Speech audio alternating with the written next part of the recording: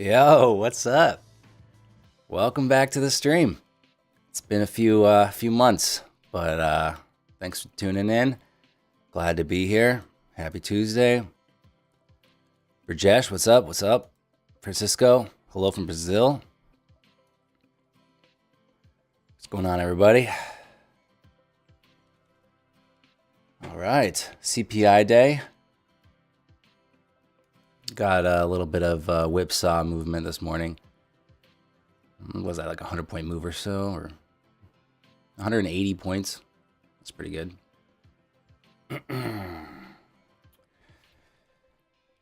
Lawrence, it has been a while since what? Maybe July or August or something. July. What's up? Hello from Spain. Trey. What's up? What's up? Licensed Paint Huffer. Good to see you back. Am I sick? No, I'm not sick.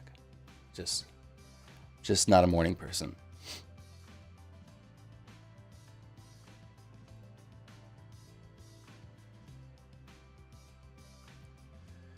All right, I'll probably be trading NQ today. If you're, what's up, Rachel from the living room? If you aren't familiar with my layouts, I'll go over that real quick. Top charts are ES futures, bottom is NQ futures. It's a delta footprint, 1 minute, 15 minute. Delta footprint, 1 minute, 15 minute. Sometimes this 15 minute turns into like a 2 hour or a 5 minute or something. It's just it's another reference for me. Since we had contract rollover, I switched to the June contracts. So, charts are gonna be a little screwy for a little bit, but takes some getting used to. Just because my levels kind of have to shift a little bit. So that's the deal with that. The footprint, honestly, I'm not very good at reading it yet. But the delta footprint specifically, hang on one sec. It's showing me, which side is more aggressive at what levels. So you can look for a lot of aggressive selling at lows and then not follow through, and that could be a potential reversal. And same thing for the highs. That's one way people use it.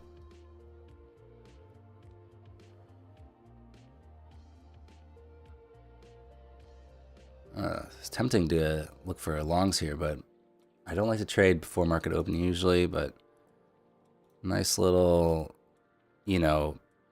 managed risk right here. You can have your stop right under like around 270, play long, but I am not going to do that right now.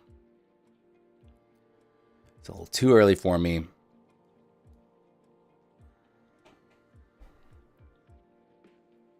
Matty D Trades, what's up? Justice, what's up?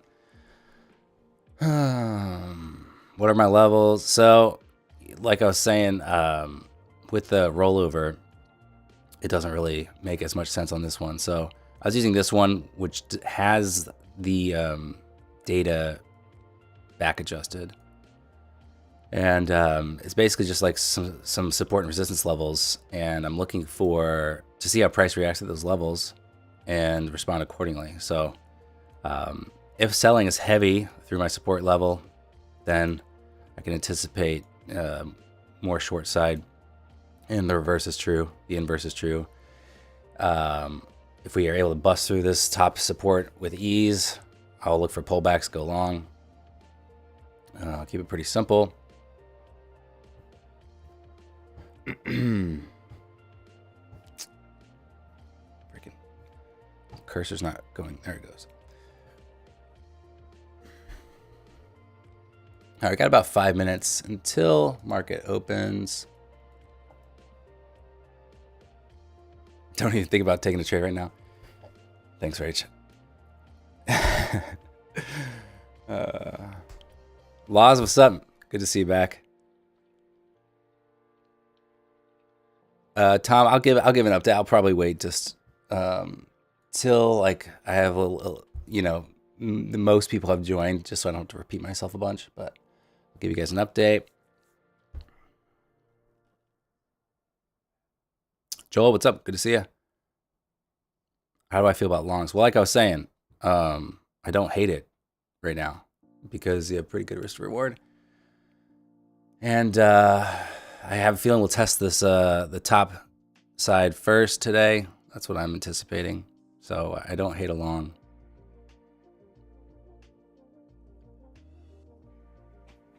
I am tempted to take a trade.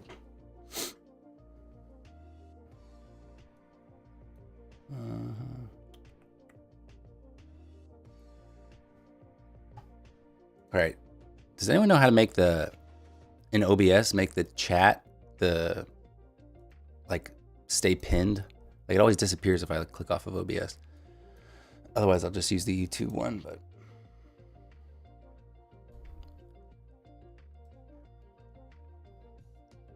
Joel, you got to head to class. All right.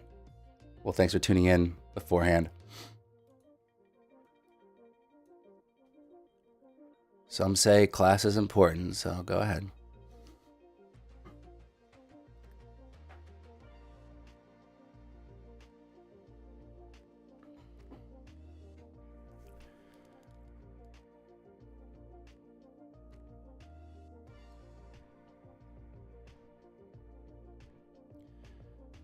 Kian, do I go into the trade? Go into the day with trade theses based on fundamental things? Not really. No, I don't try to guess or speculate what will happen. I just let it happen, and then I form. If there's a potential trade, I form a thesis after it already happened. I don't really try to. I'm not a big fundamentals guy, so I prefer just to let it happen and then adapt.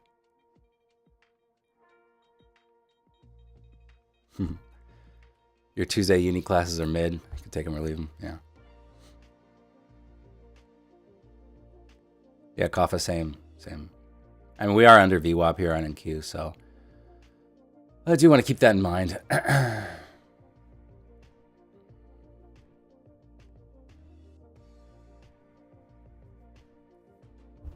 Mikhail, this is Delta footprint on the right side.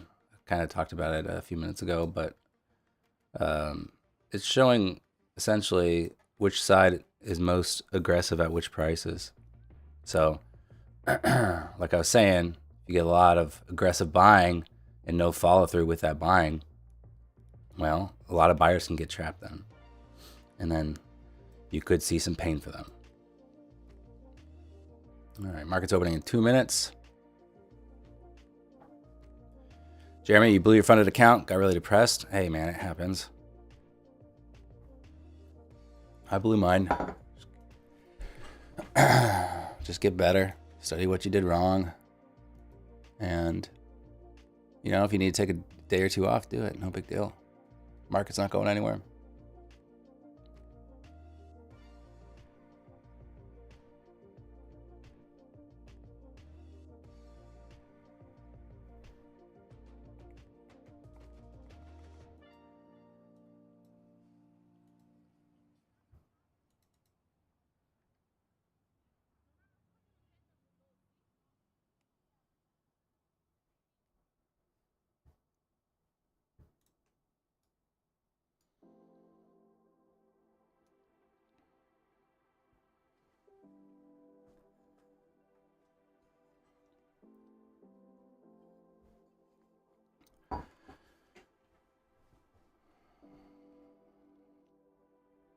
How long should you trade before you use live or even leveraged?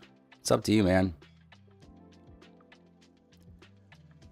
I don't think it hurts to paper trade for a while and just feel like get the hang of the mechanics. Get the hang of, entering trades, executing on a plan, letting it play out.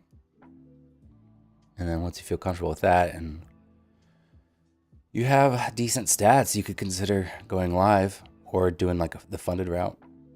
Brajesh, I'll cover it all, man. I don't want to have to repeat it a million times, so I'll let market open here. I'll talk about the funded status. All right, 5 seconds, the market open. And we are open. See that long entry is looking pretty good.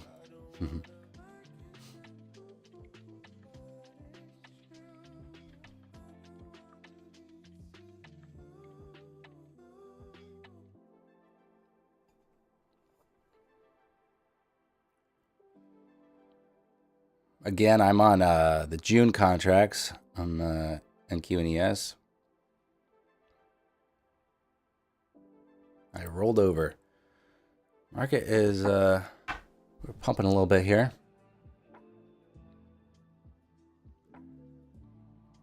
I am looking for us to test this CPI high in the 80s. I won't be trading the first at least 15 minutes, sometimes first 30 minutes.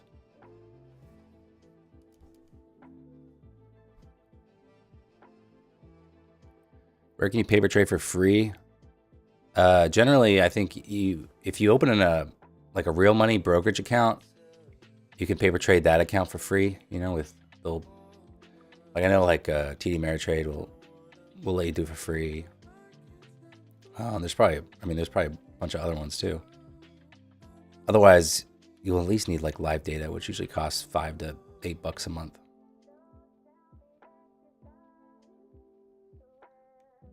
Yeah, like the subscription with TradingView would let you do it. Why? What's wrong with my DOM on it? What's wrong with my NQ DOM?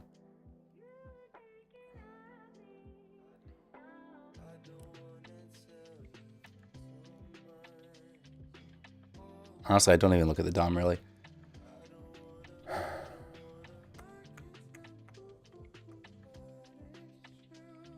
Arthur, I don't know. I don't know about outside the US. I think you could use Tradeovate maybe. Tradeovate's pretty cheap to paper trade on. Funded platforms, I would just stick with Apex or TopStep. That's what I would do. I don't really know about the others.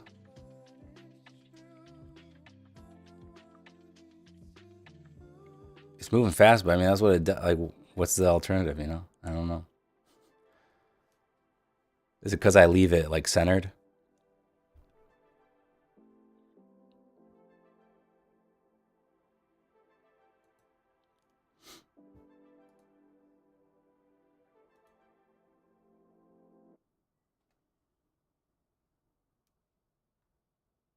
No, well, on a Motive Wave, I mean, I like putting orders in that way. So, like for instance, sometimes I'll do like a limit order. Like I would just scroll down, you know, slap it, and then adjust it.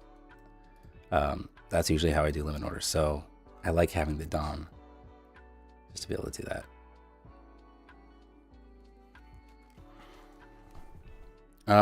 Oh yeah, and I should mention I am cross trading to micros. So I have the mini chart up, but then MotiveWave has like a feature to cross trade to the micro. So I have that on, and then I can manage my risk by usually between 3 and 8 contracts of micros is how I will is my order sizing. So it just depends on my stop. License paint huffer, yeah, I was just in LA for a month. Well, you know, Southern California for February. So I was in LA a bunch. It was good to be back.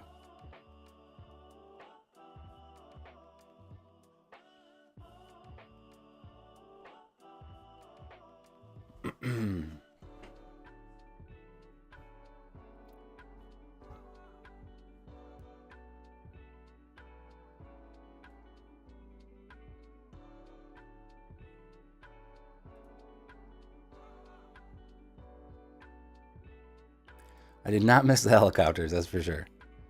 I like the peace and quiet overhead. And we just have some planes. We're like not that far away from an airport, so we do get some planes, but the helicopters were just insane downtown. It was way too much noise. It drove me crazy. All right, well, NQ went into like the 30s here and rejected back under VWAP. ES is right around VWAP.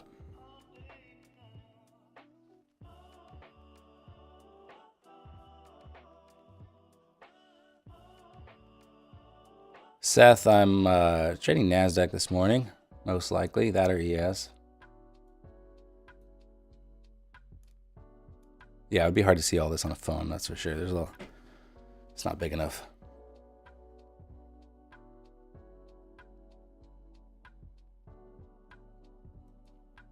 Okay, I think I'll chat about the accounts, the state of the accounts now.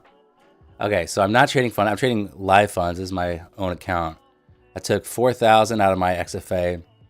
Had a little red streak, and I ended up losing the XFA. But I got, I made a nice chunk of change off of it, so that was great. And then I used that to open this real money account. Started this account with $5,000, so I put like an extra 1,000 of my own money with my Top Step withdrawals, and then yeah, so I'm at 61.59 on this account. So that's what I'm doing right now. I'll probably do some more funded stuff, but I just want to do a break from that. I wanted to be able to trade some micros, and it just doesn't make as much sense in the funded environment, at least with Top Step, to do micros. So, so I'm doing Edge Clear RH. If you like Motive Wave and you couldn't figure out which broker to use, I have an Edge Clear account, and this is like actually Edge Pro X is the platform, but it's like their white labeled Motive Wave. So it works great. So that's the scoop with me and my account.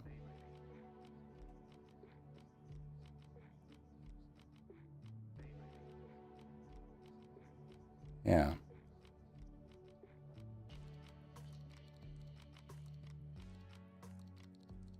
Ideally, per trade, I'm risking between like $150 and $300. Depends on how confident I am in the setup. Yeah, sub-day trader. I'm not using the EMA strategy. I'm honestly, it's kind of just based off price action. So the way I look at the market intraday is I look at bears and bulls as like opposing teams and their cycles, right? So I'll have when the bears have the ball, so to speak, see what kind of progress they can make. And then I look and see what happens when the bulls have the ball. And there can be divergences. So bulls have the ball and can't do anything with it, higher chance that the bears can. So that's the way I view the market. And I look for opportunities to like take advantage of that, for instance. So if the bulls can't get anything going, when they roll over, I'm looking then to short. So in some instances, I do play a fair amount of reversals. Other times, it's simple price action. I'll wait for a pullback on a nice trend day and then just hop on for the ride.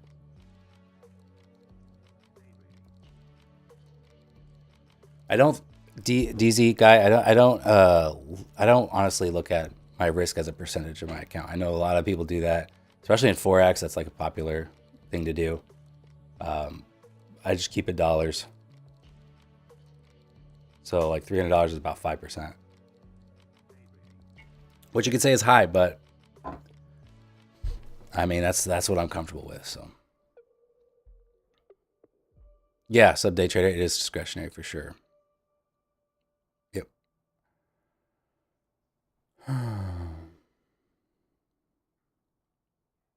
Neo trading, yeah. I love Bookmap. I'll pop over to it here and there on stream. I had to switch my Rhythmic connection, so I don't have it up today, but probably tomorrow. But I find Bookmap to be pretty helpful. I'm like kind of a visual guy. The DOM, I can't read this. It's way too fast, and it's hard for me to see everything. But having it in a heat map on a chart is a lot easier for me to understand. So I like Bookmap. All right, so we're here right around the CPI lows. I wouldn't be shocked if we run these wicks down here at 200s.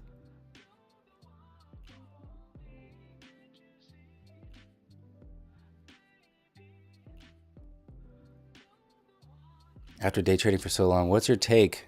Is it profitable in the long run? Yeah, it's not for everybody, I'll tell you that much.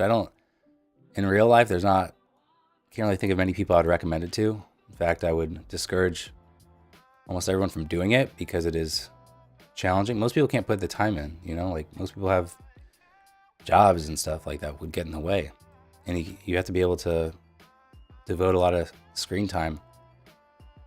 And it's going to humble you many, many times over and over again. But like just from like my 2 withdrawals this year so far from Top Step already put me in the green from an entire year of 2023 in the combine.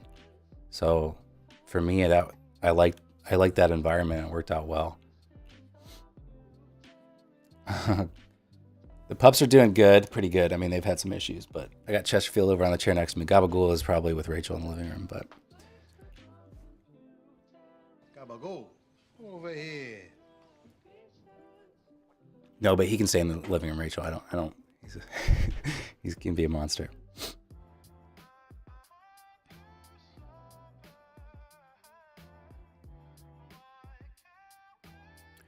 Timothy, you don't know what you're looking at? All right. All right, here's one more overview. Top half of my charts is ES, S&P 500 Index Future. Bottom half is NQ, NASDAQ Index Future. The right side is a Delta footprint chart. It's a 20 range Delta footprint. And then we have the ladder, the DOM, order book. Then we have a 1 minute chart. Then we have a 15-minute chart. Essentially, just think of this one as a higher time frame chart. You can always look up here if you can see it. It says 15-minute. The NQ, for instance, is a 2 hour right now, but it doesn't need to be that high. Put that as 15 as well. And then, yeah, that's about it. So different time frames. This one's not time-based, but you get the idea. This is my main chart I'll take trades off of, is the 1 minute. I have volume profile right here. There's VWAP is the orange line. That's about it.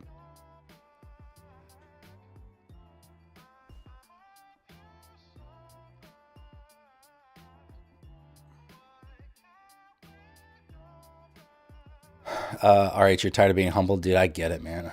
Honestly, same. It's exhausting. Do I use all the contracts when trading funded accounts? No. Like for the 150, I had a 15 contract max. I traded 2. Every once in a while, I did 3, but 2 is plenty.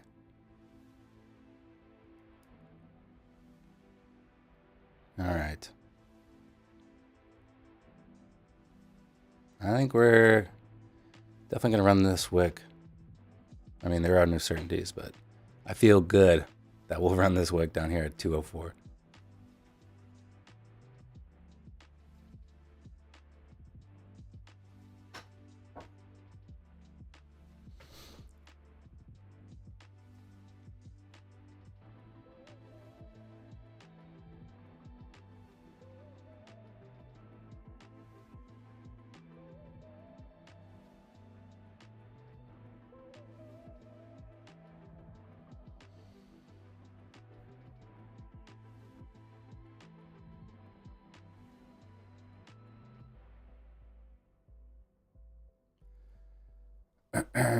Chat, what are you guys trading? What are you trading today? Are you trading ESNQ, gold, oil,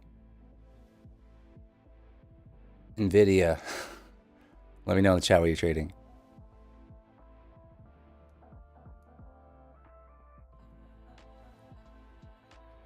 Yeah, NQ does move fast.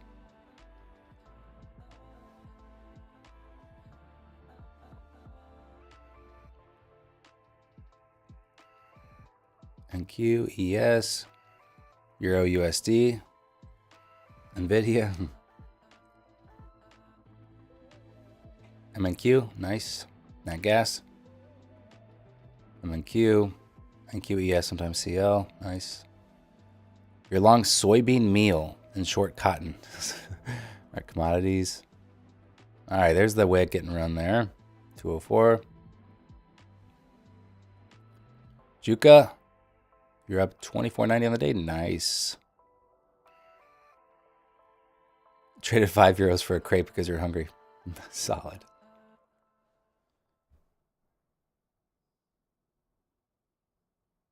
Seth, all right, good luck to you with the prop firms, funding firms. Good luck.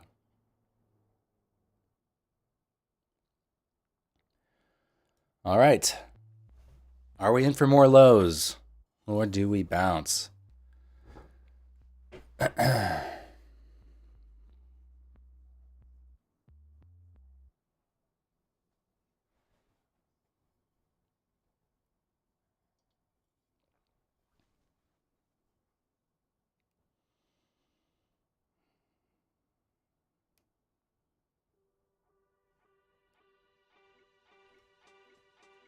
Lumber futures? All right.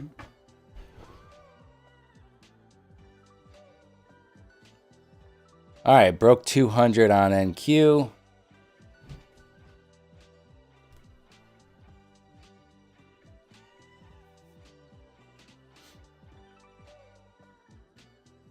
It's been 15 minutes, so, you know, if I see something real good, I'll consider it now. But waiting 30 minutes also does me good too, so it have to be a pretty solid setup for me to want to take it.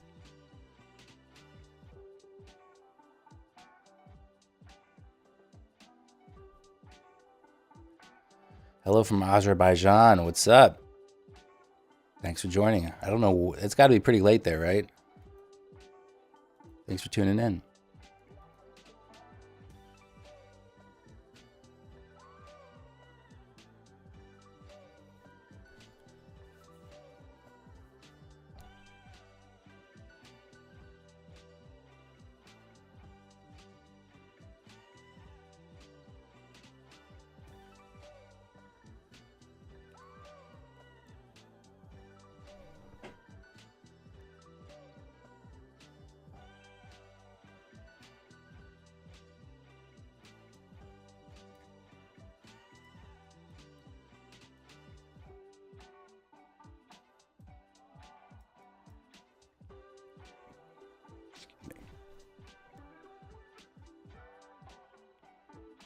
Am I finding that having level 2 helps with entries and exits?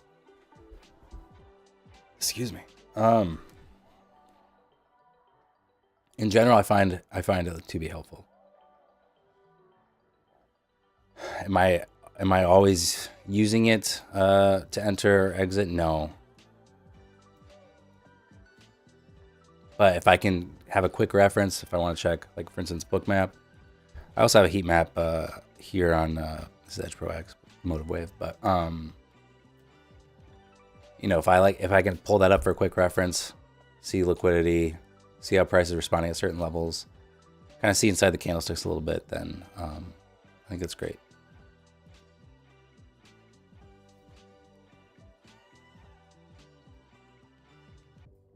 David, you want to do a live trading challenge? Denmark versus USA. I'll be honest. Those challenges it's a bit much. Like I can only do. Yeah, I gotta space them out like every 6 months or so. You know, it's a lot of kind of a pain. You know, it's like a pressure. You gotta screen record everything.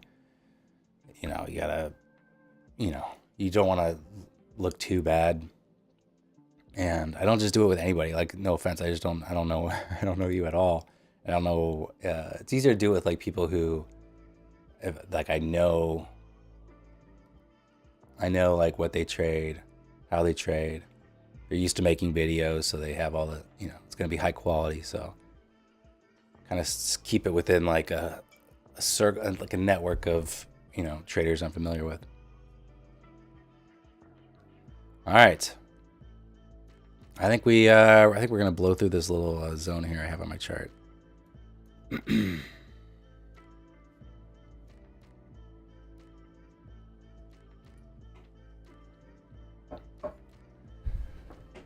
It's looking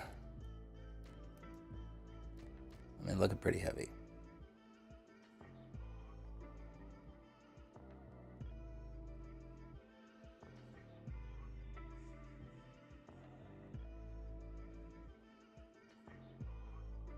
How often am I going to be live streaming?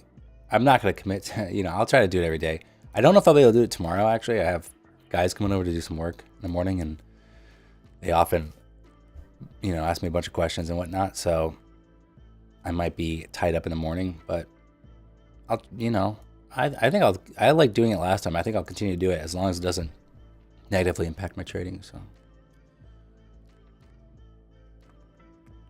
Back at 200s here.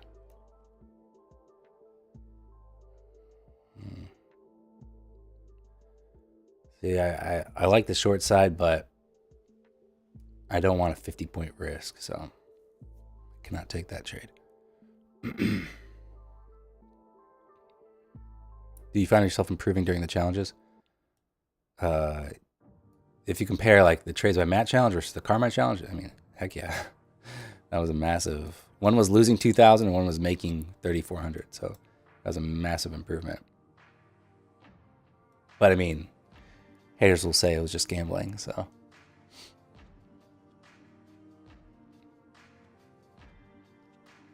you should do a challenge versus ICT. No way, dude. That guy is not stable. He's a too many excuses, man.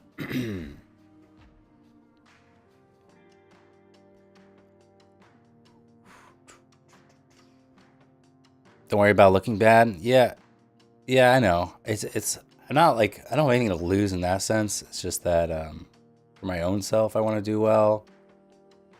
I mean, I don't want it just to see like, oh, 2 years later you lost another $2,000 in a trading challenge. Like that just shows like hardly any growth. So I like to just show improvement over time because I put in a ton of hours and effort. Prajesh, the housework is never done, that's for sure. But we're getting a backup generator installed, so when the power goes out, I can still trade.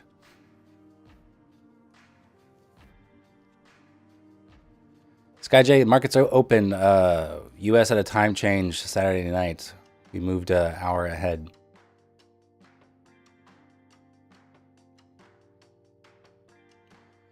I don't think it was really fair with Carmine. Yeah, he won, but next time you should look at RR and not overall profit. Well, you know, it's not about like fair, right? That's not how I wanted to. Like, is it fair to have an 8-year trader go against a 4-year trader? No, that's not fair. But that's not the point. The point is, where does someone like me at this stage in my journey, how do I stack up to someone like Carmine? Or how does Carmine 8 years in, like, what does a normal, week or two of trading look like for him? Like, what are his losses like? What are his wins like? I think that's, to me, was the value, is seeing that. So,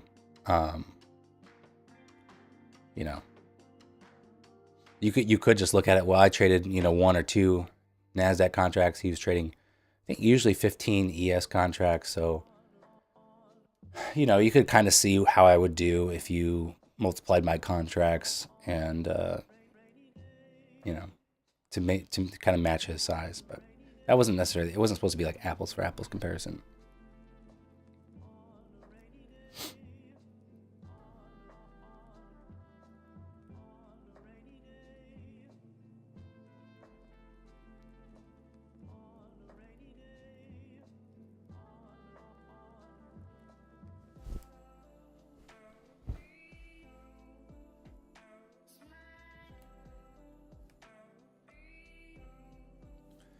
So now we're in a spot here where we're seeing some nice buying here off of this level.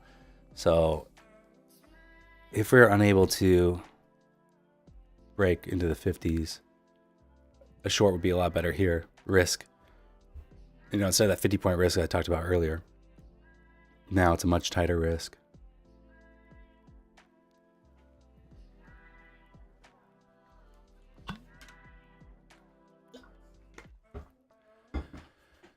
Shark, it's not just for my computer.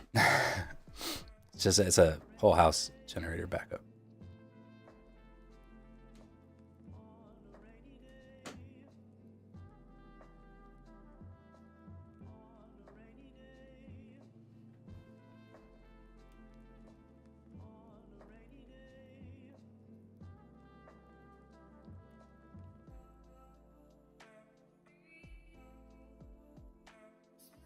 And it's not for trading. That was a joke.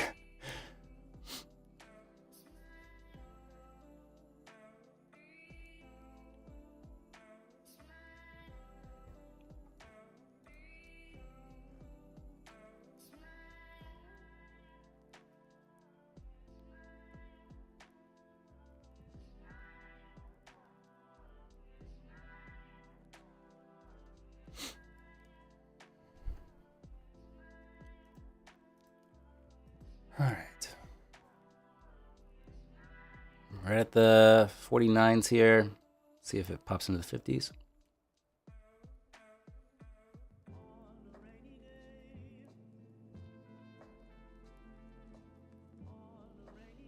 I did not watch Dune. I haven't seen Dune. I haven't seen the first one, let alone the second.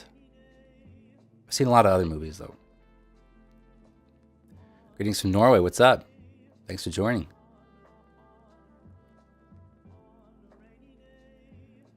I mean, that is a nice little buy up here.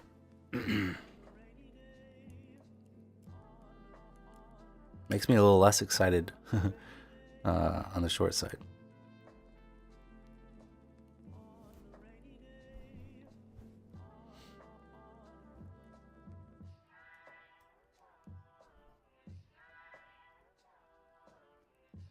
Got a whole gang from Norway. All right. Norway's on my old travel bucket list. I mean, I would like to go up north, you know.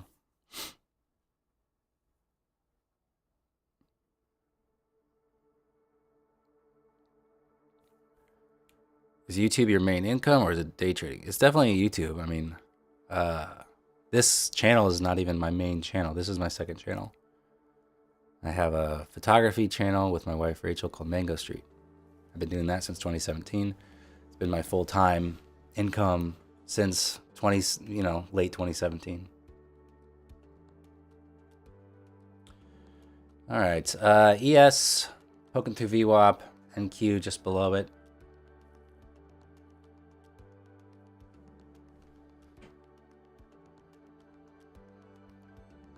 Shakib, I haven't traded equities in a while. I'm not opposed to it though. I do like it.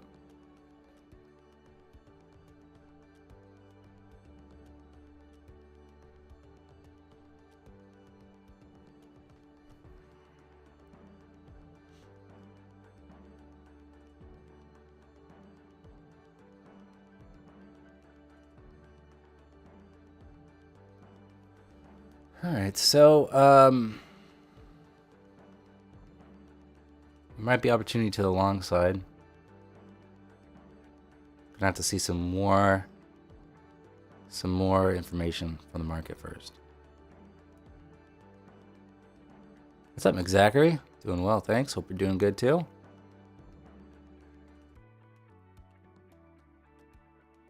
Felix, you liked the last video with Carmine? Plan to do repeat? I don't plan to, no. Like if you look at it from like another trader's perspective, like for Carmine's, for instance, he had a lot to lose doing this challenge with me. Like I didn't have anything to lose. Like if I lose money during the challenge, no big deal. You guys are used to seeing me lose. If Carmine, has a terrible 2 weeks and loses money, that reflects really poorly on him. So, I don't know. Like I was saying, it's kind of exhausting to do. So, and you don't want to just make, the same videos over and over again. Tech, your NQ chart probably looks different because of rollover. I'm on June contracts now, NQM. And depends on how you do the rollover. If you adjust it so there's no gaps, if you leave the gaps in the chart,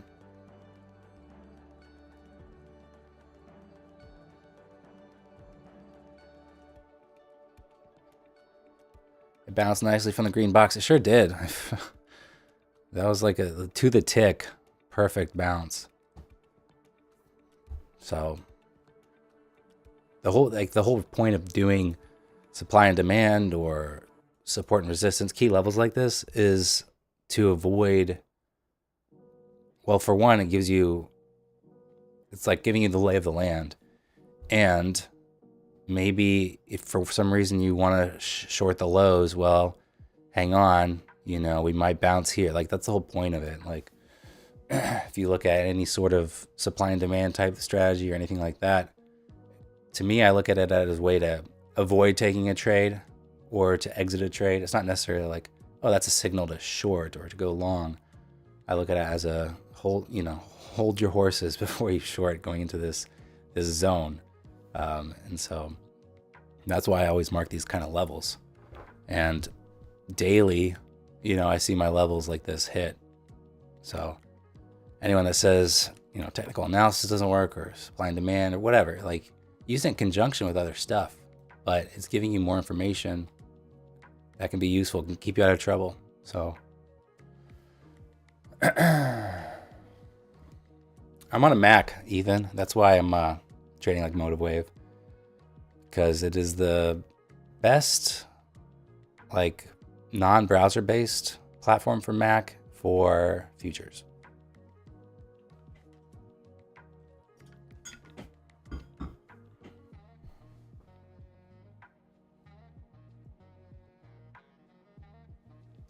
Nathan, this is a personal account, not a account mine.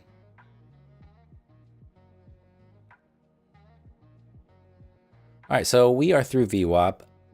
I think I will be looking for longs.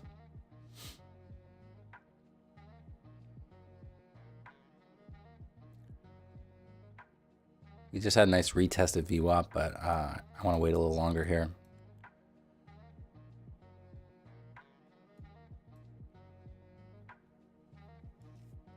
Nathan, no, I no longer have the funded account. I talked about it earlier in the stream, maybe 25 minutes ago, if you want to rewind.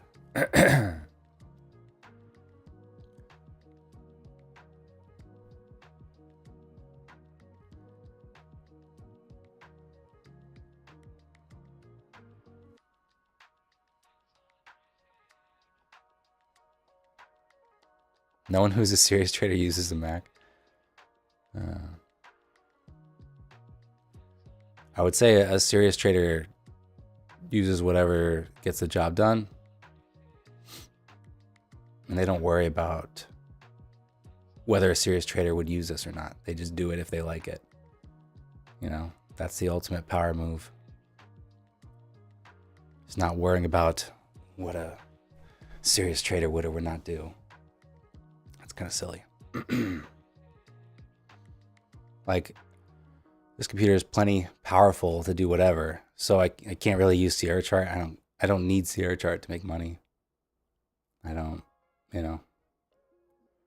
A PC would be easier for, I 100% agree that it would be easier for a lot of the software, because a lot of the software is like made in the 90s and they barely like update it, you know, like Sierra Chart looks like, dinosaur age software. So a lot of these companies just haven't bothered making Mac stuff.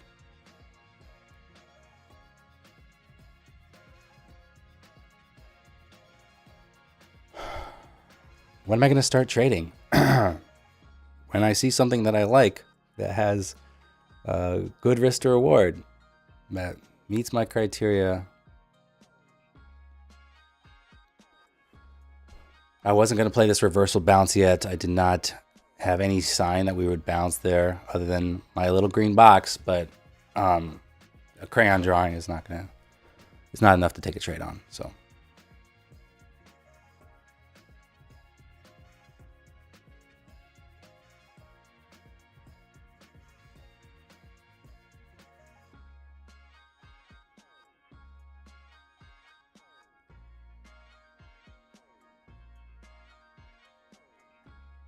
Alex, you're wondering why I didn't buy at the resistant line? You mean like the support down here, why I didn't buy? Like I was just saying, it's not enough to take a trade off just because I think it might bounce here, right? I have like two indicators that I need, that I don't want to go against. It keeps me out of trouble. And if even one of them was like leaning toward a bullish indication, I would have taken it more seriously, but it wasn't, so I can't do it.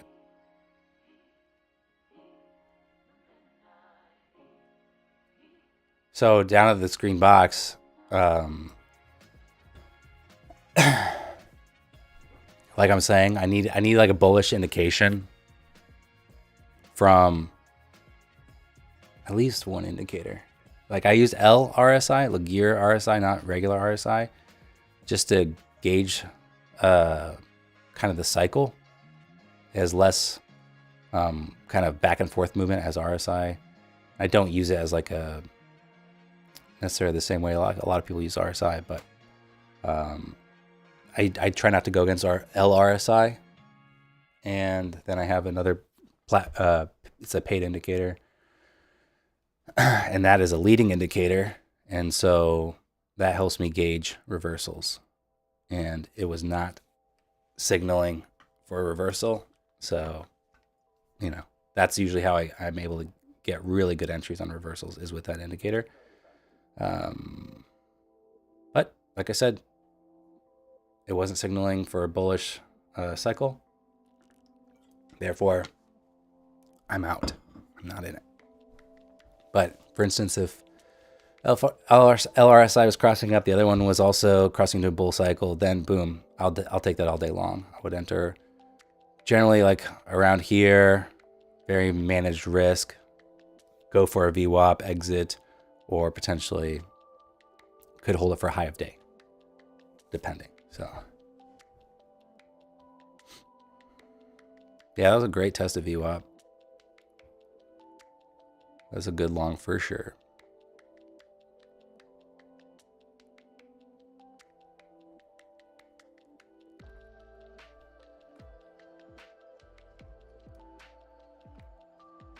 I don't hate this price action. At least we're getting some movement, Mornings have been... February, I felt like they were kind of blah. But that's, nice V on there. Nice buy up there at the lows at, so this is 8173. That's from the unadjusted, the March contract. That's where I got that level from.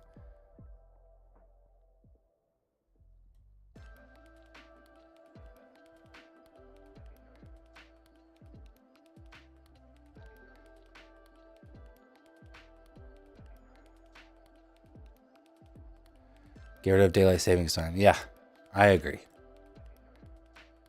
I was hoping they would. I think the House passed a thing to get rid of it, and then it never went anywhere after that. And I was bummed because, come on, no one likes it. Let's be honest.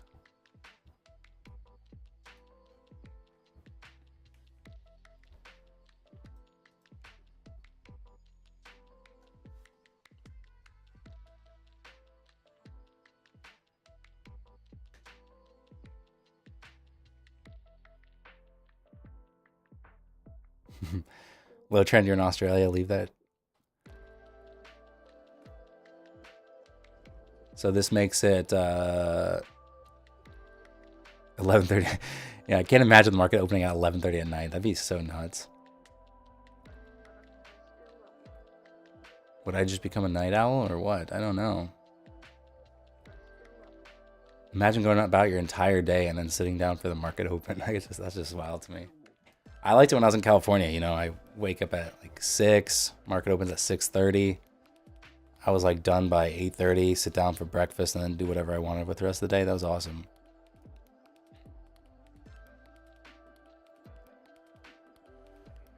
So I would consider a long at 300. I'm not sure we'll get another test that pull back. Oh, here we go, maybe. I'll put an order in probably for 5 micros. And let's try around here.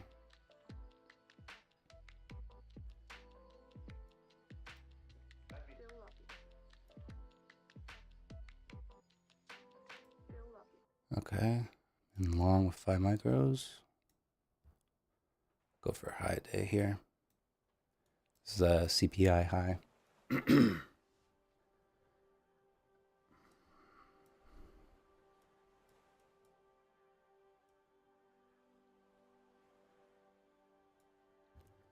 Risking 300 to make about 700.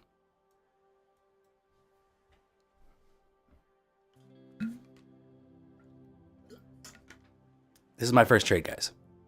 If you're just tuning in, I am now long. This is my first trade.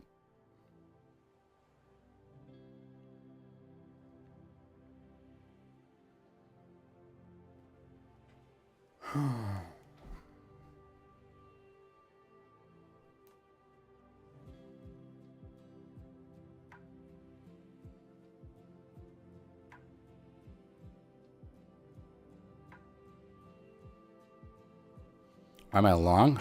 Well, in this time frame, we're in an uptrend. So we'll see.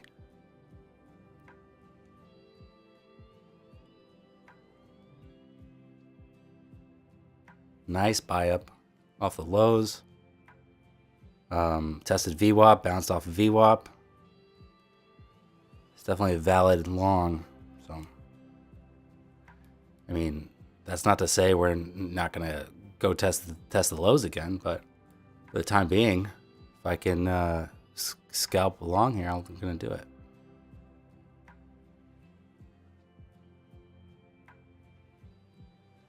It might fail, yeah. I mean, who knows?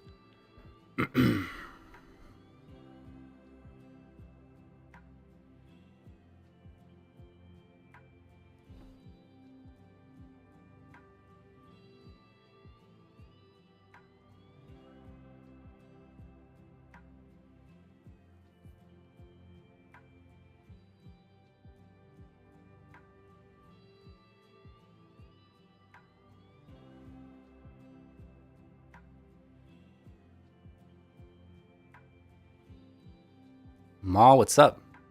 Glad you could join.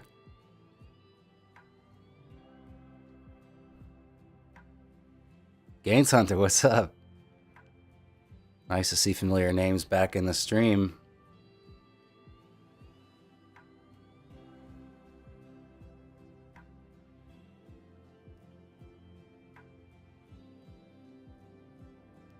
So we're struggling right now at this 30s here.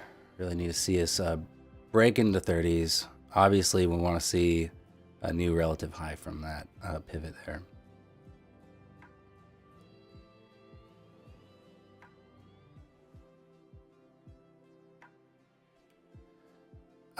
Mall trend or mean reversion.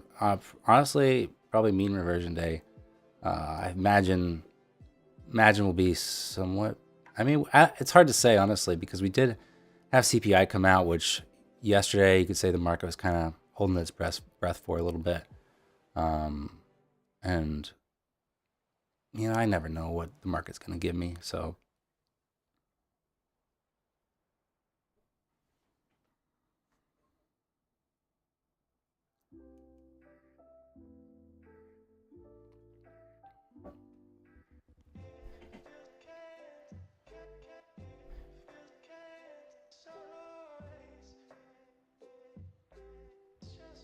So we're at the 300s now. VWAP does not hold. You know, I will be out.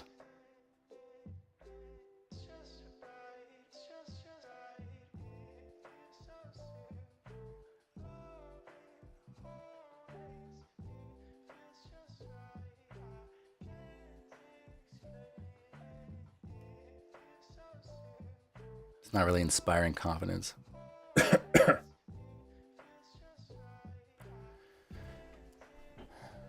Gons, I think a lot of people like NQ over ES. It moves a little faster.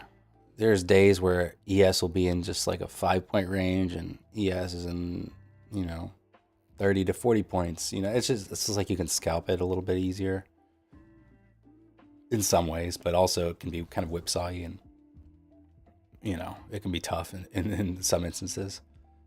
But when it moves, it's moving really nice. You're making more money than you are in ES, so I think that's why people like it. ES gets really choppy. Yeah. A lot of times it's just easier to scalp out moves on NQ.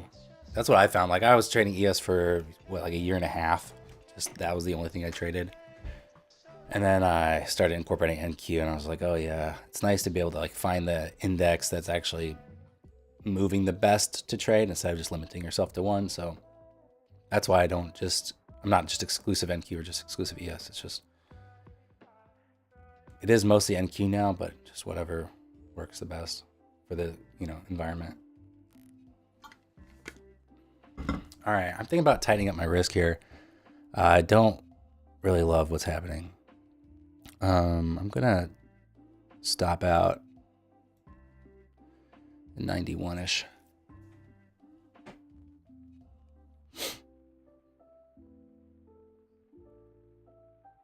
Does feel like Well, I think we can still push here.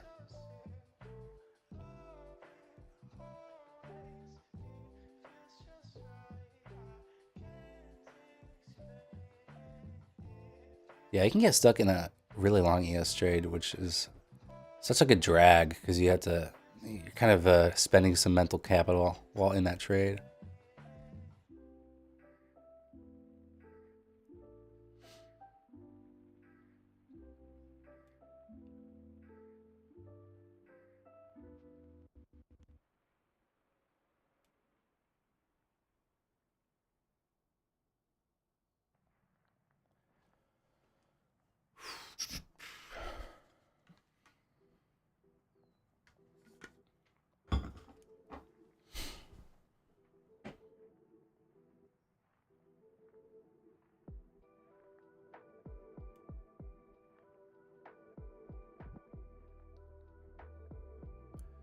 Gons, your biggest problem right now is holding. I get spooked and take smaller profits. You're like describing most traders on their journey to profitability to a T. I mean, I do that still. It's my toxic trait is taking a trade off early because I don't want it to go red on me. It's getting comfortable like losing, you know? That's I think the hardest part is especially if maybe you're journaling and you see your calendar start to fill up with green day, green day, green day, and you're like, oh sweet, I'm killing it. But like if you can't just stick to a plan, you're not gonna be able to hold for your winner, for your like exit.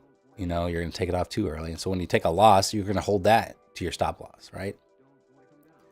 So you're just gonna end up biting yourself in the butt.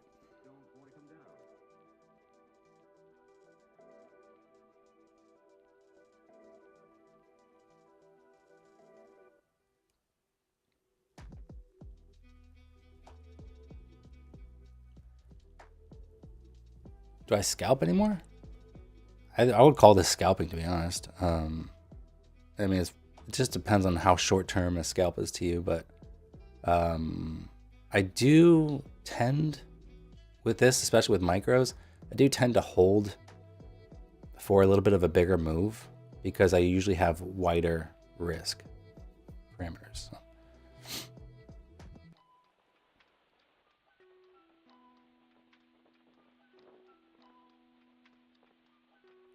Whenever I start feeling too confident, market tends to come knocking pretty sharpish. Yeah, I feel you there. You start feeling like you got it, and then the market punches you in the face.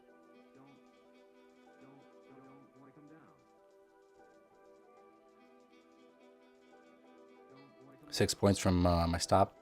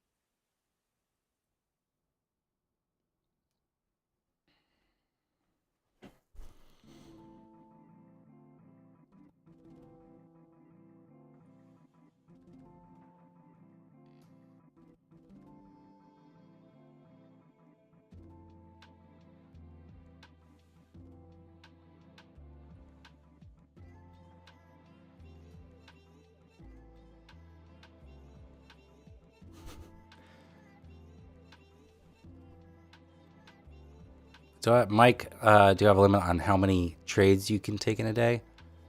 Not necessarily.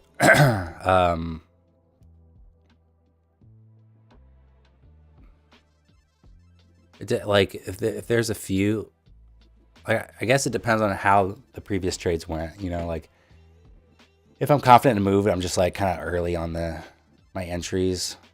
You know, I don't mind taking a stab at it a couple times. But like if I'm just taking stop loss after stop loss getting hit, then you know, like I feel like 3 is about as much as I'm willing to take. Ethan, hey, is this financial advice? No comment. Slee, I'm not. No. I'm not up 6K today. That's just my balance. Look at my session P&L, my total P&L. That'll tell you. I have not closed a trade today, so it is nothing. The trade I'm in right now is up $70. This is my account balance. One thing I'm a little bit concerned with is a wick lower, and then I think I gotta cut this trade, to be honest.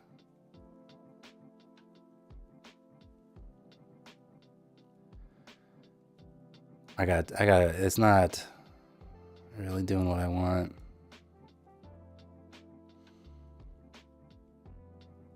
I'm gonna take this trade off here if it just comes back down, which it probably will, but I'm not really liking.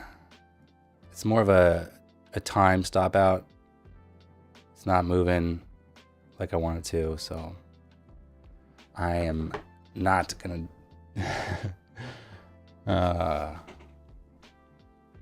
I'm gonna take this one off, I think.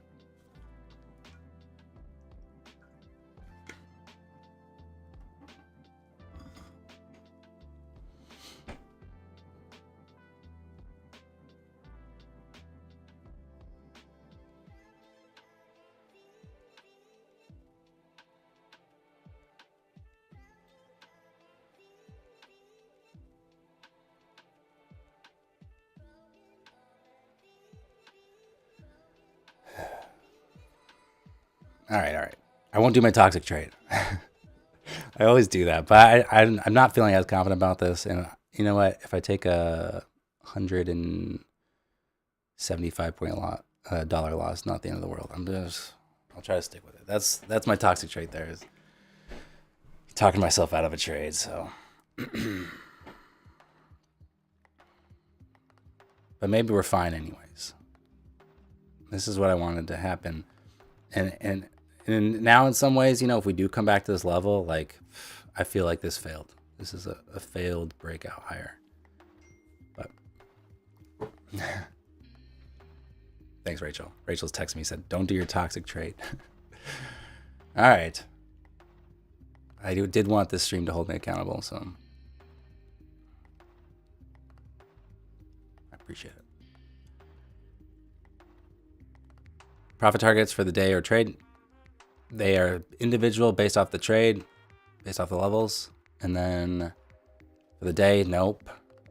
If it's a great day, a great movement, and I'm seeing things clearly, I'll keep taking some trades, and why not?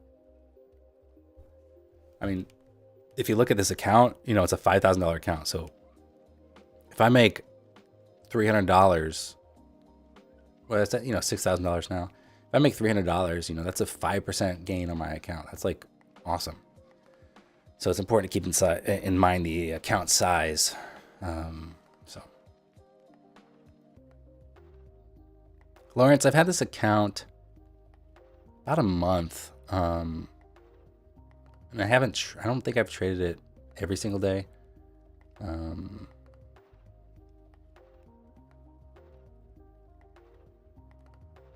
right, that's nice. We're at breaking into the 40s here. Jeremy, yep. Trading micros. It's 5 micros on NQ.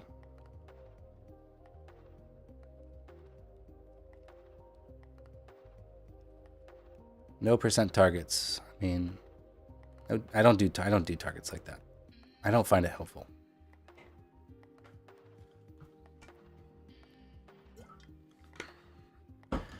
Your BMC or BM, you're worried about you're playing it too safe. I don't think you can really play it too safe in an XFA, really. Wow. That is a great move.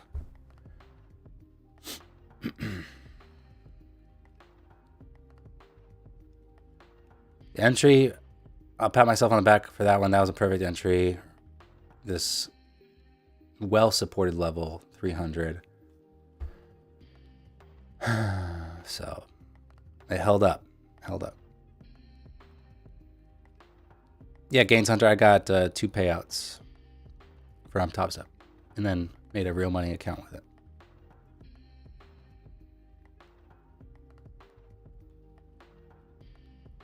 I don't peel off really, Steven. Sometimes, but for the most part, I don't find it to be net beneficial to scale out like that. Because either I'm like taking some off too early, or I'm a little late, or I trail too closely. It's just kind of, I don't know. It doesn't do it for me. Nathan, I had the 150K Top Step XFA.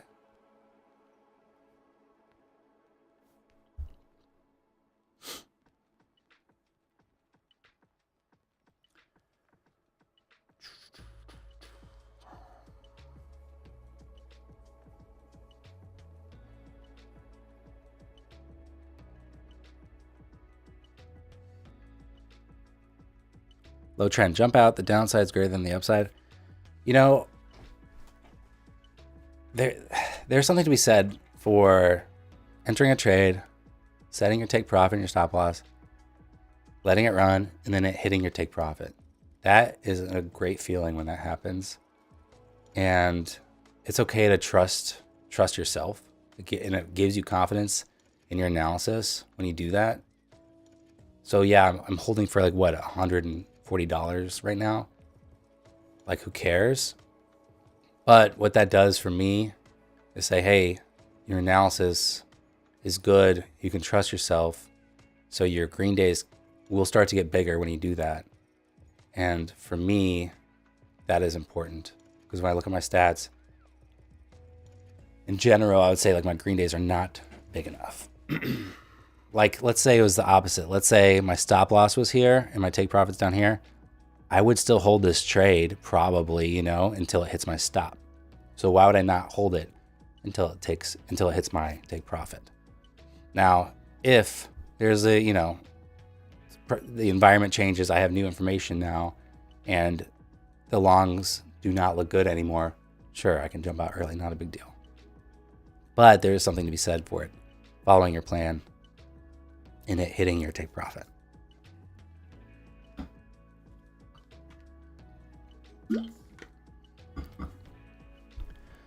Paint Huffer, I trade between 3 and 8 micros on NQ. And so right now you can see the quantity's 5, position 5. So I just adjust that based off my stop. So where, when I entered here, I don't need to have that wide of a stop loss. So I can do 5 contracts and have a 30-point stop loss. That's manageable. Now, if I need to have like a 50-point stop loss, I would scale it down to like 3 contracts. So that way my risk is pretty much the same.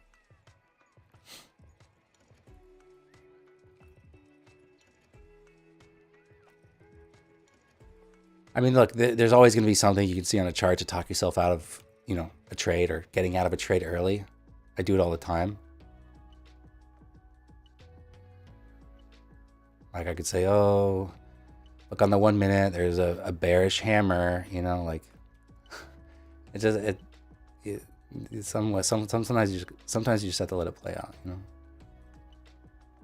Obviously, I'm not going to let it come all the way back and stop me out for a loss. I'm not letting that happen when I'm up 60 points,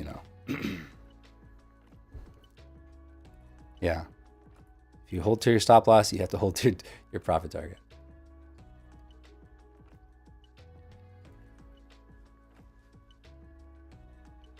Conflict and volume. Yeah, the thing is, for me, I can't overanalyze stuff, because the market, at the end of the day, market's going to do what it wants to do, right? Doesn't matter about like if you see something there, or like I could say, oh, well, it's hitting a 200 moving average, like, so I have to get out because of that and this, and it doesn't matter, like the market's going to just do what it wants to do. And so I could always find something on this chart to talk me out of staying in a trade.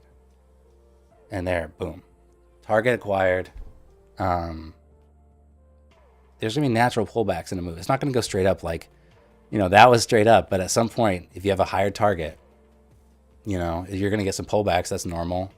And historically, I would see that candle, this red candle, and I'd say, I'll just take it off. And that's telling myself my analysis is wrong. That's telling myself, oh, you can't hold to your profit target. I mean, pro trader could, but you can't because for whatever reason you're not capable of doing that. No, I am capable of doing it. I just did it, and I just had to be a little patient with it. And I had to like not stare at my P&L and say, "Oh, I'm up 500. That's such a great return on this account." And so now, then the red candle comes, and I'm like, "Oh, it's only 400 now. What if it gets down to 300? What if it stops me at break even?" It's not beneficial to do that. So you gotta trust your analysis. That's one thing, Carmine, I think, has really instilled in me, is trusting your analysis. Like he was in a trade, I think it was yesterday, and he's in 15 ES contracts, minis, and he was like $1 away from his target, and it didn't hit. It came back, and he still held, and then came back down, hit his target. Like, there is something to be said for holding until your target's hit. So that was followed the plan perfectly. I had a limit order at 300s. That's why I wanted to see as a retest of this level right here, and it's a psych level as well, and it's right above VWAP, so I can put my stop at this swing low here. So it's like super well defined. I have my target at the high of day here, which it makes sense to test that. I mean, we just had a nice V bottom recovery off of my support level, so it played out to a T exactly how I wanted it to. My stop loss, like, I can handle a $200 loss on this account. I'll be fine. And I was out to make $700 on it, so risk reward was on point. So to me, that's an A+ trade. And I'm glad I did this on stream, because it would have been, like I said, something I struggle with is, like, you saw me almost take that trade off a couple times, and then we shot up. So, trust your analysis. And I will say, my one indicator I lean on a lot, in the middle of that trade, it was going back down into a bearish cycle, which can shake me out of a trade. I see that and I go, shit, maybe it's turning over. It's not the bull's ball anymore, for instance, so to speak, I guess. But like, that's kind of to tell you that no indicator is going to be perfect. There is no silver bullet of some magic indicator you have to find. This was just simple price action that, like, you could see. It's like a textbook play that anyone can do. You don't need anything special on your charts. Just understand basic price action. And yeah, so it was a good trade. I'm very pleased with that. It's a good way to start the stream back up. And catch up with chat here. I haven't paid attention. Low trend. I know you're not arguing. I appreciate your input. It's always good to have discussions about that stuff.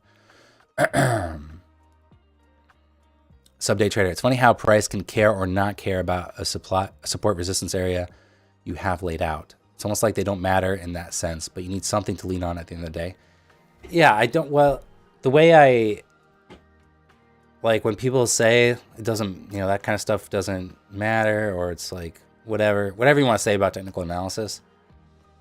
Like what happened here this morning off of this box, that happens all the time to me. Like, that's why I do it, is because it obviously, like, this is just like, okay, here's some highs that I want to keep in mind for potential resistance, or at least here's a target for you if you're long. And obviously it just blows through that, no problem. And that's great, but it's more just like, having a map of sorts of something to look for, and each kind of key level will tell you something. So if we like blow through resistance, no problem. All right, we got some good buying activity today, so what else? Nice. All right. Jared, you lost 1.2 million of funded Apex accounts the day before Christmas. So now you're going for 6 million in funded. Wow, 2,300K accounts. All right, Oh, good luck to you. That's like, I saw trades by Matt do that, and I was like, that looks so cool. And then it's just like there's a lot on the line with in terms of like the fees when you start multiplying it like that. And so I'm like, you better really trade well. You know, like to me, I was like, ooh, that's a lot of like, you're it's like $3,000 to for a month of trading them or something. So it's like it's a lot of leverage, but it gets a little scary sometimes. But I might try that. Aaron, great trade, perfect exit. Okay, yeah, thanks, Aaron. Appreciate it. 11.5% of the account size and profit in one day is crazy. Yeah, that's the thing to keep in mind is this is like slow growth, right? $700, like maybe it's not so exciting if you compare it to another trader or something, but like you said, 11.5% account size, relative to the account size, that's awesome. So, and $700, like one thing I think about I've been hesitant to trade micros for a long time because it just seems so, like if you're used to like one or two minis, micros seem kind of like boring in a way. It sounds bad to say, but it sounds like, oh cool, I made like, $120. Like, that's why I was kind of hesitant. Like the commissions and fees add up. But the best thing is having more breathing room in the trade with like the same amount of risk. So for instance, if I was trading one mini NQ contract, I don't like to have more than a 20-point stop loss, which is $400. And here I with micros, I do usually $300 stop loss max. But I was able to hold the trade comfortably this whole time. If it started going into drawdown on me, it's not crazy drawdown. It was like $80 or whatever, like big deal. So it lets you, if that's that dollar amounts are like screwing you up, micros let you be more patient with a trade, which is what something like this needed. I mean, even though there's very little drawdown on this trade, but a lot of my trades could use a little bit more breathing room and let me be patient in them because I'm often right in my analysis. I just execute wrong. So my whole point of saying this is if I was trading one mini contract, it's possible I would have taken this trade off for like $100. I would have like talked myself out of it or something. But since I'm in micros, I'm able to hold for $700. So I think that's really important to think about is if you're struggling with like the dollar amounts, it's possible you'll make more trading micros than minis if you don't let your winners run. So just want to get that out there. I should probably make a video about that because it's made a big difference in my trading.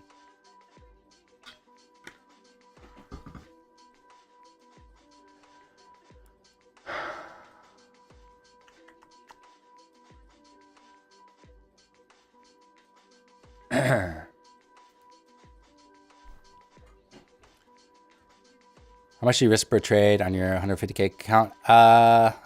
Like I'm saying, I don't really like to have more than a 20-point stop loss on NQ. So generally, like $400 would be my max loss on one trade. And then there's a few times I broke that and got slapped by the market.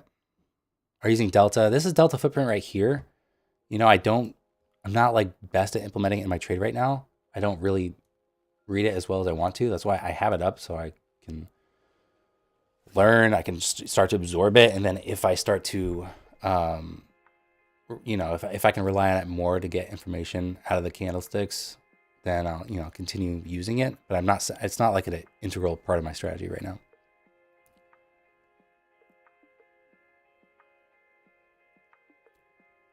What would you say is your aha moment in your trading career? I thought about this a lot because I always wanted to know what other people's aha moments were. I'm trying to, it all kind of becomes a blur. And there's like, I feel like a few things just like click all at once. And it's hard to put your finger on exactly what that is. And I would say maybe, I think the first thing is like realizing what a red trade does to your day. So someone actually mentioned this in my comments the other day. They go, man, when your first trade is a red trade, it really like affects the rest of your day's trading. And I was like, yes, you're right. Like 100%. If I start off in the hole it kind of messes with my psychology. So I think making your first trade, like being patient on your first trade, is really important. And if you watch like Trades by Matt's live streams, he's been really good at that too, is just like waiting. Everyone's like, why aren't you taking a trade? And then he waits and gets his like $200-$300 winner that he wanted because he was really patient. And so I think that was key. Just making sure your first trade is like a high quality setup and not just trading because the market's moving. There was a lot of like, look at all this movement here, this with his V bottom. That's a lot of movement that you could trade. I couldn't really get a read on it. Like, yeah, I was like, yeah, short looks good here, but whatever. Like that doesn't mean anything. And then this buy up here, I didn't see that coming.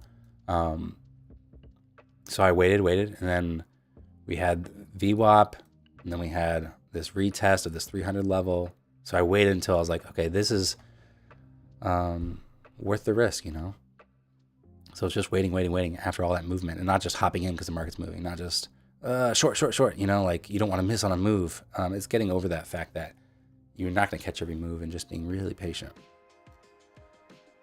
Okay. I'm going off on some tangents, but hope you don't mind. What's your strategy? I kind of talked about this earlier. It is discretionary. A lot of people don't like that. So basically, pre-market, I'm charting out key levels. Usually, a lot of times I start with supply and demand. So I go daily. I do the 690-minute chart, which for futures is it breaks a day up into 2 candlesticks because the market's open 23 hours. So 690 minutes is half of that. So I'll look for supply and demand all the way down to like 30 minutes, maybe 15 if I need something. So then I will mark out demand. So here we have a 30-minute demand.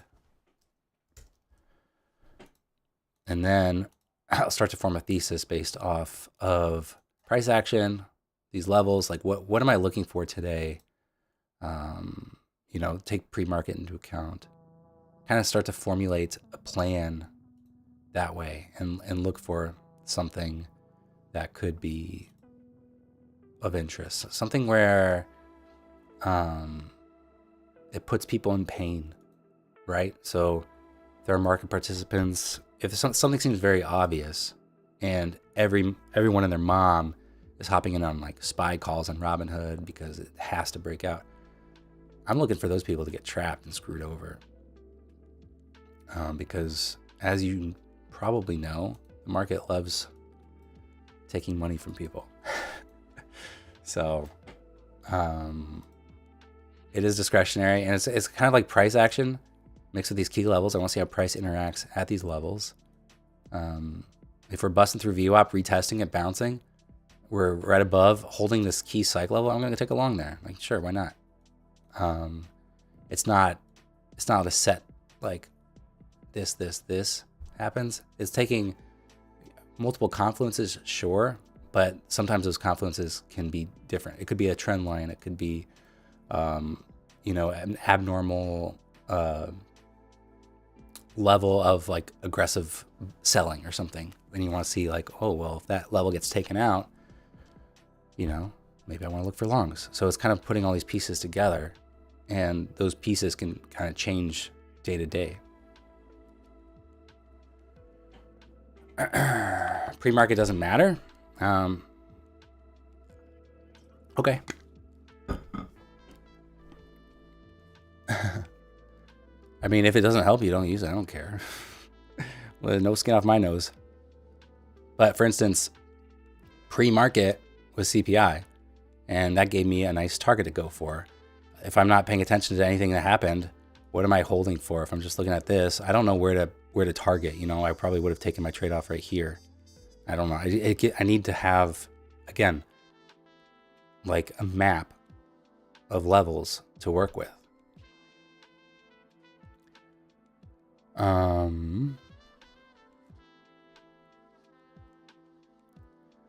Steven, the indicator I'm kind of hesitant to mention it. Like it's a paid platform. I don't have any affiliation with them, and it's kind of expensive, and it's not, I'm not necessarily using it as it's 100% designed for, but the platform's called One Option, and it's the 1OP indicator.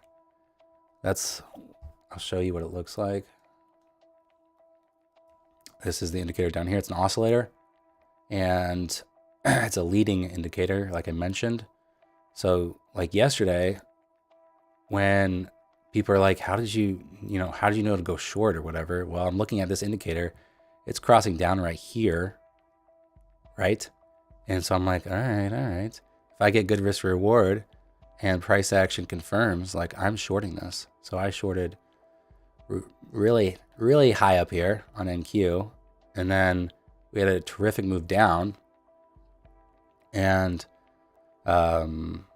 yeah, so that's like the indicator I use to help give me like an idea of how bears and bulls are performing today.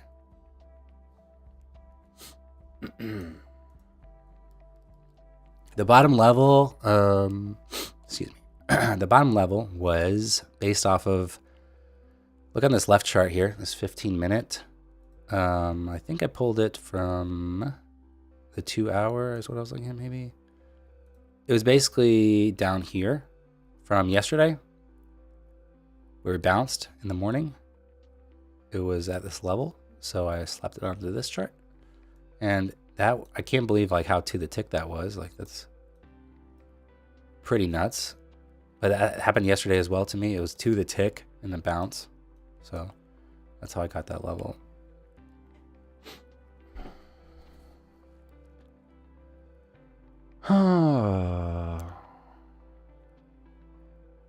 What prop platform would you recommend for a beginner? I would not recommend a prop platform for a beginner. Believe it or not, I think I don't want you to lose money, so it takes a few years, to be honest, and the goal is to keep as much money in your wallet during those few years as possible. So it is not, dropping $2,000 into an account and trying to trade it, or just hopping into a prop account because you don't want to lose money. Now, if you make good income, like if you make like 6 figures, if you have a comfortable life and you don't mind losing some money as like a tuition to the market, like, okay, I mean, that's what I did in some instance. But most people, I think you just want to really hold on to your money as long as possible. And then I would say if you're like, at least do like a year of like learning screen time, like paper trading, and then you could do like a funded account. I did Top Step. Apex is also one that people like. I don't know about the other ones, so I would stick probably with those two. See which ones like rules and fee structure makes the most sense to you, and just go for it. I would just maybe start with a 50K. I know Apex has like 25Ks. You could do whatever makes sense to you based off, I don't know what your bank balance is and your risk tolerance, and but like I said, try to keep as much money in your wallet as possible during this process, because you don't want to start off in the hole like 50 grand,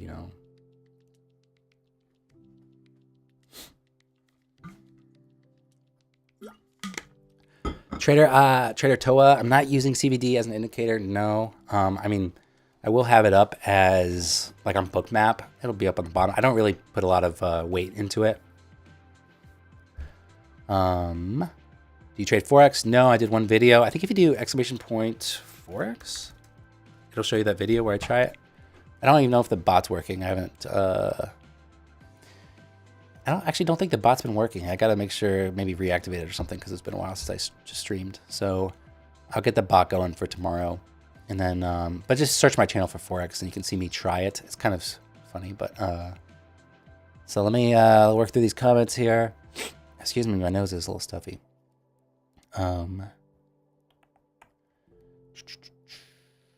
Maul, thank you, appreciate it. Andrew Baxter, I don't trade options really anymore. A little bit, but mostly it's futures trading. So I've been trading the index futures, NASDAQ, and ES. So that's what I've been doing. When do you usually stop trading? It depends on the day. I think did my charts freeze? I've been blabbing. I haven't really been looking. For some reason, this platform freezes on me. But anyways, let me switch over here.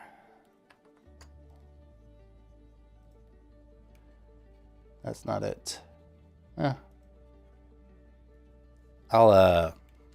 gotta restart these apps, but I usually am done trading by 10:30ish, unless the market's really just moving a lot and there's still good volume, and I'll keep trading if I'm in the zone.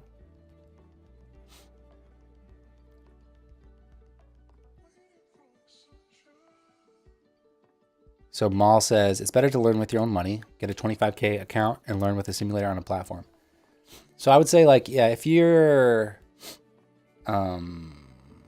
if you can spend, I don't know, $30, $50 a month learning, trading, and you don't mind losing that money, prop account's good to get you used to having something at stake. The reason why I never really paper traded is because I need to simulate that emotional feeling of being in a trade with real money. And so the prop account, like the combine, I always felt like real stakes on the line. So that makes it so when I transition over to a real money account, I don't really trade it any differently than I have been. And when I get the funded account, I'm not really trading that differently than I traded the combine, because it all feels the same. It's just trying not to put too much.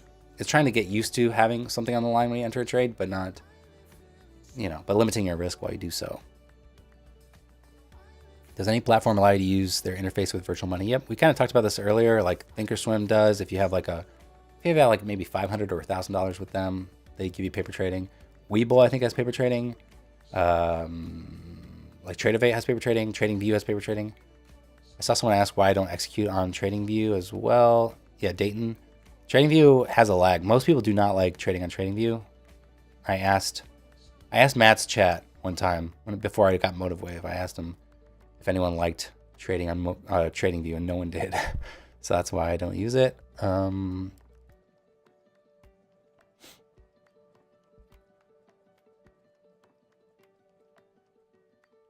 Zed, you're looking to make the jump from Forex to futures. I think that's a good choice, personally. What should you keep in mind? Well, if you're trading index futures, like we're trading, like I would say most Forex traders are international, like outside the US. So, and most futures traders that I know of trade the US market. So you want to know just like what these indexes are kind of about. Like the NASDAQ is tech heavy, it's like all the tech stocks. So like Nvidia is ripping right now, $900, and that kind of explains why. Honestly, both markets, both indices here are kind of ripping, but it's just kind of understanding the when the market's open, when there's volatility and volume. In terms of like the actual mechanics of futures, it's not so different from Forex, but it's a centralized exchange, so there's no like weird spreads from shady brokers. So it's a little bit more legitimate, in my opinion. And you have minis and micros. Micros are 1/10 the size of a mini contract. And each futures instrument will have its own tick value. You can think of a tick like a pip, kind of.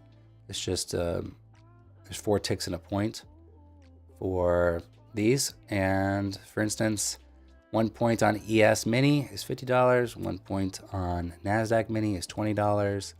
So they each have their own kind of price associated with them.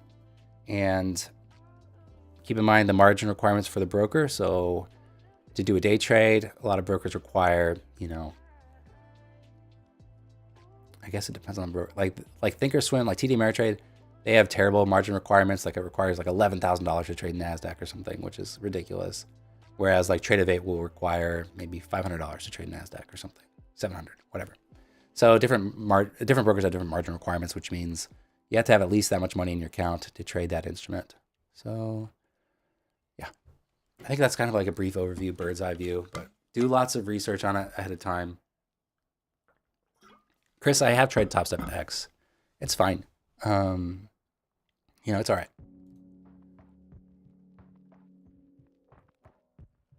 It's like not my favorite. Like I prefer Motive Wave. Honestly, Motive Wave has everything I need.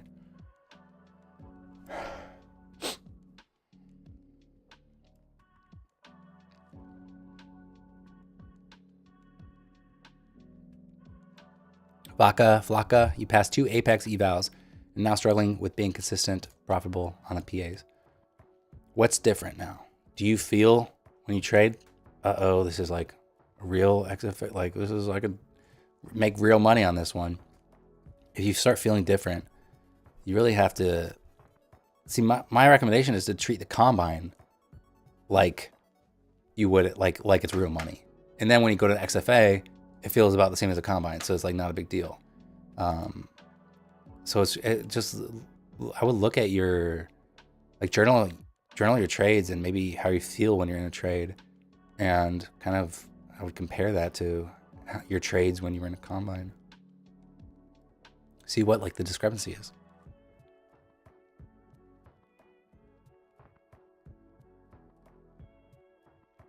The Ultimate Lord, is trading your primary source of income? Nope, it's not.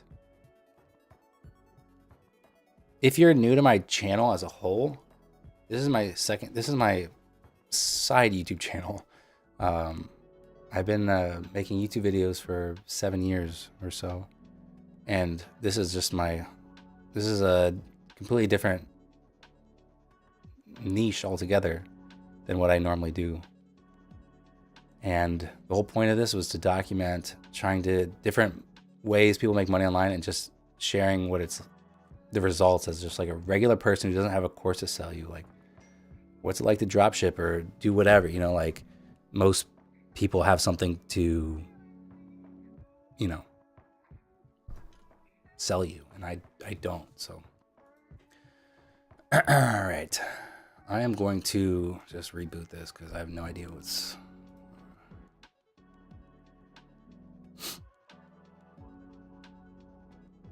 I'm glad that didn't freeze while I was in a trade, because it's happened before and it's obnoxious. And then I always see this is just a little goofy sometimes.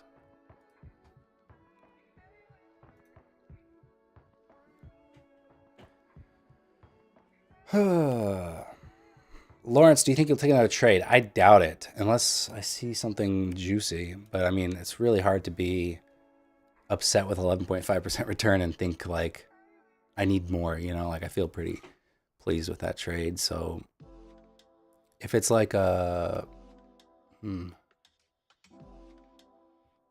mean, there's potential for reversal, but we'll have to see.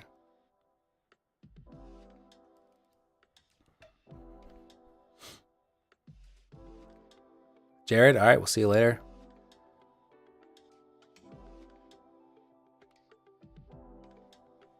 Are you a profitable trader, and do you have routines to manage emotional swings while trading? Yeah, I would say I am a profitable trader now. I think I've gotten over that hump. Emotional swings while trading. It's honestly just getting up and away from the computer, because it can tilt you, and that's just, you know, that can get dangerous. So I don't know. The thing that everyone says is it's about living to trade another day, right? So part of it is getting comfortable with putting a red day on your book. So like if you down $1,000, okay, that's fine. Like you can make that back tomorrow. You don't have to make it back today. Just it's okay to have that red day on your books instead of trying to dig yourself out of a hole and instead burying yourself $2,000 in the hole. Like that feels so much worse. So for one, it's just live to trade another day, and I don't know, put everything into perspective. You know, like it's just you're clicking buttons on a screen and trying to make money, and you're trying to do what most people fail at doing. So you have to know that it's a low probability. I want to say it's a low probability outcome. Like you're defying odds by being a profitable trader. Just know that. Know that it's incredibly difficult. Otherwise, everyone would do it because it's awesome. Like who would go work as a teacher for like $45,000 a year when you could sit in your pajamas and make way more than that? Sorry, I said pajamas. It's pajamas. Don't mean to sound all British royal on you.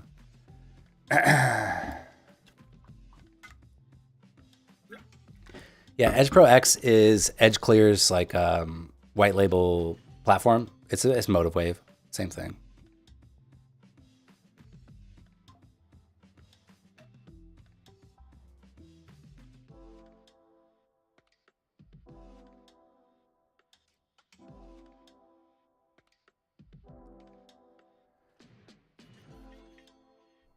How do I feel about this week's contract flip? I will say it's better than the last rollover. I think the price action's been way better.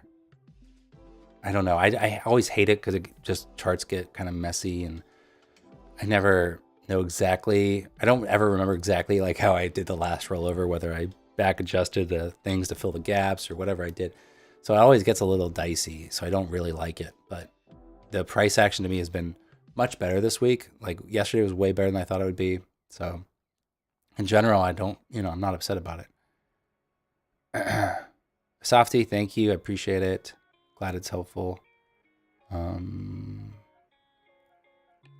Edson, you're getting over the other side of tilting. Took you 3 months. That's awesome. Great to make progress in like the emotional aspect of how you handle trades. Tech, I appreciate you tuning in. Thank you. The Ultimate Lord, what do you typically make in a week? I've not been doing this long enough profitably to give you like a typical, nothing's typical yet. And I was in the prop firm world for a while, and now I'm trading this funded account, now I'm trading this live money account. So it's like, it's different, I can't give you like a standard right now. You can ask again in a couple months, I can tell you. Thank you. Why did you roll now? Still more volume on the March contract. I think there's enough now. And I mean, it's just like biting the bullet to me. It's like, gotta do it. So I didn't do it yesterday, and then went ahead and just did it today. So I don't know, there's plenty of volume, I don't know. Just had to be done. And like, I don't want to wait till like now I have like levels and stuff with this new contract that I've watched the price action with. So it makes it a little easier for the rest of the week, when I have like this price structure reference.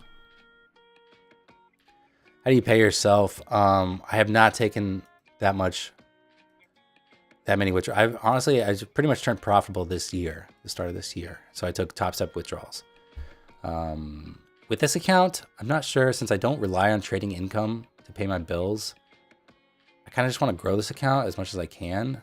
Maybe get it to like, I don't know. Maybe get it to like a 20,000 and then, withdraw anything over 20,000 at the end of every month. I'm not sure. But like I said, I kind of just want to grow it as much as I can and not worry about paying myself from this one. Because I got other ways that I earn money.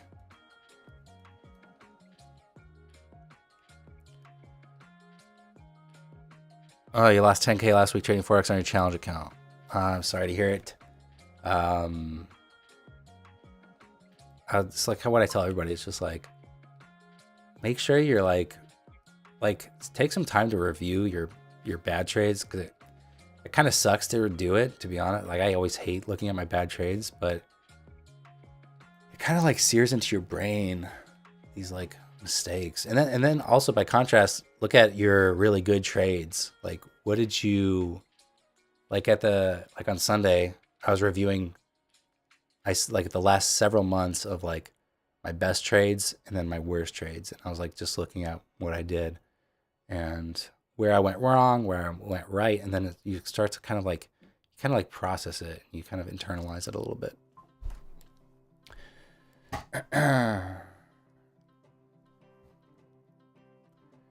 Yeah, do you see yourself going back to the combines? Yeah, I honestly, I think I might do that. I think they're fun, and it's nice having that like limited downside, and it feels really good to get a payout. Like, it's awesome. So, and I might do the trade copier, like trades my Matt did, trade multiple accounts. I think that'd be pretty fun. So we'll see. Yeah, I could see myself doing that again. I could do some of it on stream, maybe. We'll see. All right, guys. I'm probably gonna wrap things up here. It's 10 a.m. Central. Caught one really solid trade. Feel pretty pleased with that. So kind of want to leave on a high note. And as I was saying earlier in the stream, I might not be able to do the stream tomorrow. Maybe later in the morning. Got to get the crews working and make sure they don't need me for stuff. So I don't want to have to worry about running across the house in the middle of a live stream. So, all right, real quick, one last question. When you are journaling your trades, how do you label different trade setups? Just based off what, like, so I'll have a journal to the side and I'll kind of mark my entries. So like I'll say like 9:30 a.m. long and Q at this level, target, risk, and then it's like Y. So then each individual trade then is not like labeled, but I could go back and reference it to my like journal, the trade log with the journal, and then I could label them, but I don't really do that. Maybe I will in the future. But. Okay, I'm gonna go ahead and wrap things up here. You can swing by tomorrow, see if I'm live. No promises, but I'll come back Thursday then and Friday. So thanks for joining. It was a fun first stream back. If you're continuing to trade, best of luck to you, and we'll see you in the next one.